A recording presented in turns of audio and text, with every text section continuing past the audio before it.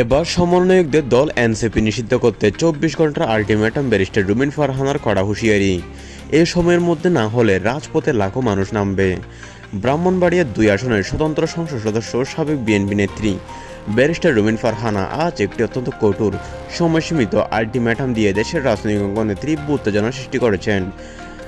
তিনি সরাসরি বলেছেন, সমন্বিত দল এনসিপি নিষিদ্ধ করতে সরকারকে ২৪ ঘন্টার আলটিমেটাম দিচ্ছি। এই সময়ের মধ্যে যদি নিষেধাজ্ঞা না দেওয়া হয় তাহলে রাজপথে লাখো মানুষ নামবে, আর কোনো ছাড় নয়।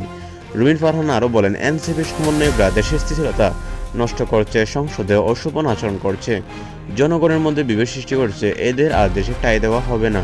২৪ ঘন্টা সময় দিলাম, এর মধ্যে এনসিপিকে নিষিদ্ধ না করা হলে আমি নিজে রাজপথে নামবো। আমার সঙ্গে থাকবে হাজার হাজার মানুষ। এটা হুমকি নয়, এটা দেশের শান্তি রক্ষার দাবি। যারা দেশকে অস্থির করে তুলেছে তাদের আর সাহায্য সহ্য করা হবে না। আর এই ২৪ ঘন্টার আলটিমেটাম রাজনৈতিক মহলে ব্যাপক তোলপাড় সৃষ্টি করেছে।